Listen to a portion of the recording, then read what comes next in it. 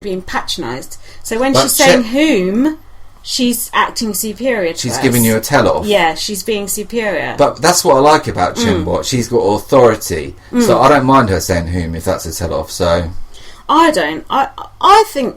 I know we're probably the only podcast that likes BBUS best. And I was listening to Sister Speak, and they were going, oh, it's so crap on BBUS when on launch night they just like stay with their duffel bags and they don't even get to say a word and they just go in.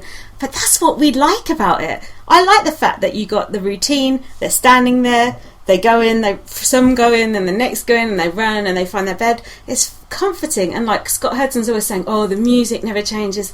That's what we like about it. I love that music. It's familiar, like it's like a comfort blanket. Like everything is the same. It's all like I like knowing where I am with it. You know when they do the veto? Is it the veto? The veto. What's that bit where they're all around the table and they do they used to nomination nomination ceremony, and at the end they walk away and they like in slow motion. Yeah. And I love that music. I love all the music on Big Brother. If they changed it, that would really put me off the show. Yeah, imagine if they did like a launch night like on ours, and so they walked like over if you rub it.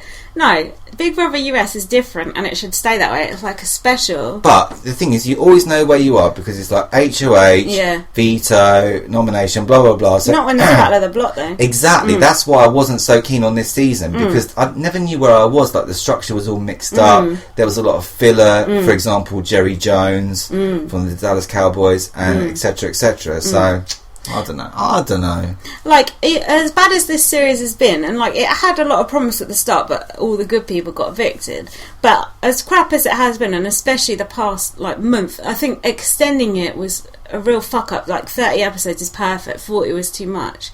But still, it's my favourite BB, and you'll never take it away from me. Because I remember that summer when me and James watched like 6 or 7 series all together in bed in my room, and it was just a magical time, and you'll never take that away from me, Julie Chin. No matter what you do, I'll always have that moment. So there. And I like the fact it's always been the same host.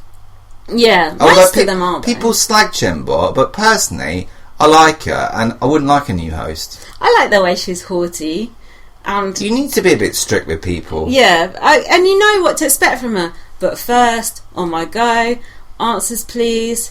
Reset. Do it faster. Can you hear me? All that shit. On my go. Exactly. It's like, yeah, you don't know what you got till it's gone. And when Big Jeff is hosting that show, you'll be sorry. You don't know that that's going to happen. You know. Yeah. There'll be no gay contestants after that. So at this point, after the votes were cast, a tweet came up on the screen. You missed this one. Saying, this is the best finale in Big Brother history. Who said that? A tweet came up saying it. Who was it by? It's by someone who's never ever seen another Big Brother finale. Oh, ever. That's probably one of the people actually playing, because a lot of them had never watched it before. So the best. That finale, I can't say that word, had no atmosphere whatsoever. It was a foregone conclusion what was going to happen. The only possible moment of tension was when Cody won that thing and could have cut Derrick. There was no suspense. The speeches were short and crap. Even the jury questions were rubbish. It was just boring. It was boring. Plain boring. It was all like really. It got to a certain point. I just thought, why don't we just get to the end and see one of America's play, and that's it. But there was a certain point, like last month, when we were thinking that, and we had to sit through that rewound week. It's just been like insult after injury, really, hasn't it? I guess so. After we're just like, oh, it's the best thing ever, like, you bankers. No, but you get bad years. For example, last year, this year, probably the year before that. No, because that was like the Ian and Daniel. That's legacy. That is legacy. Do you know what? We podcasted that. That was like one of the first podcasts we did. That Ian and Daniel. Do you remember the time? Do you know what? Some of those podcasts are really fucking good, and we've got about 30 listens for them. So if you're bored, you're not watching Big Brother Australia, Utopia live feeds are a bit crap, why not go back and listen to them? You'll have a great time. Why not watch that season again and listen along? We've got some good titles as well. Dan Pacino, To My Elbows in Beaks, loads of shit. Gold. Pure. Much better than this old shit. Yeah. So then we had America's favourite house guest. Top 3 were Nicole, Zach, oh yeah, and Donny.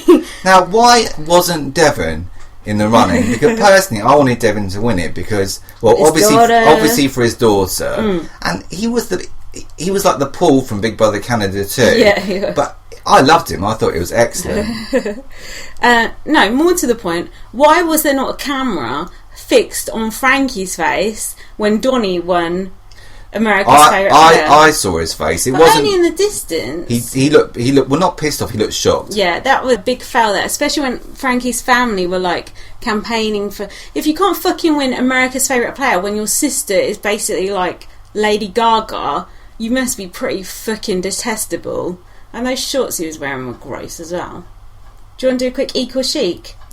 Is there any equal chic to do? Well, Victoria's dress, she looked like... I thought she looked nice. But it was kind of looked like she was naked because it was like flesh coloured.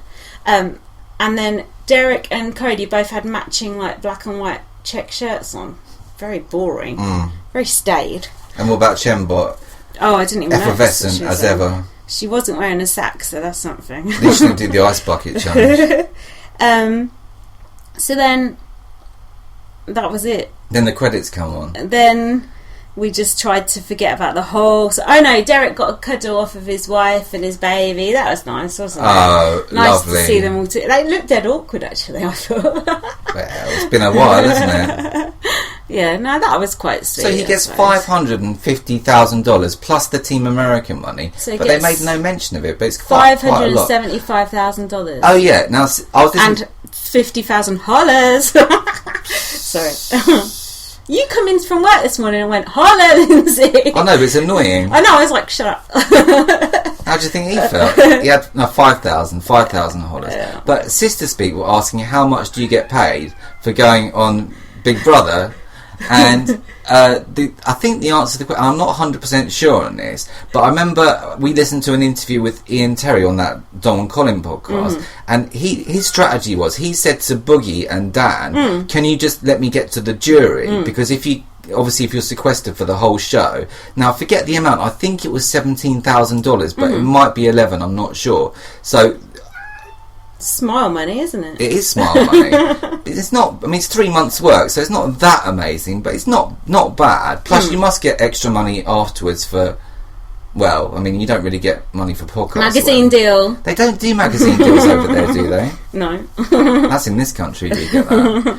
But so you get a few quid, and I was listening to Rob as a podcast. He said they get about $750 a week, which sounds quite low really, but I don't know. I couldn't really care less. Fair enough. For you Big Brother UK fans, I've got some news. Stephen, 2 Second Steve, and Kimberly are getting married. So that's brilliant. Have they set a date?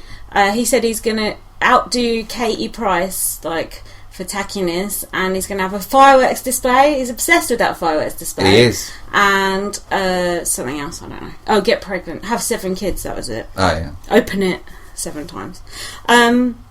So, anything else to say about the twistiest summer ever? Which is worse, BB16 or BB15? BB15 was rotten, but Amanda was a good character. There was a few good characters in there. The final 3 was pure rotten. But this season, I don't know, it's hard. It's boring to watch the show where you know exactly. It's like Titanic. You know exactly what's going to happen at the end. Yeah, I hated BB15 more, but that was more of a reaction than just being bored by it. Do you know what I mean? So. But watching Race Hate, although obviously it's not a nice thing to happen on TV. It's interesting. It's interesting. Yeah. It's like Jeff's Dumbledore comment. Yeah. And like when Scandal. Erica I think she called her ex-boyfriend or someone a Korean piece of shit. I love the way that they put that stuff in the main show.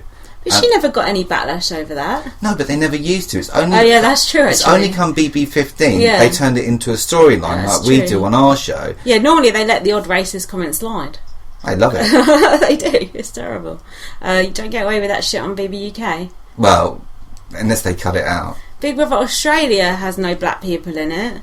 which I think is a bit But bad. apparently they couldn't find any. Yeah, then someone tweeted me and said, "Oh well, there's not many black people in Australia." I'm sure you could have assembled 2 or 3. Do you know what I mean? It's not that difficult. Assemble? Yeah, I know that was the wrong word. Do you know what I mean? Though it's absolutely ridiculous. Yeah. Crazy. So that's pretty much it. Some people have been calling for us to do a Big Brother Australia podcast.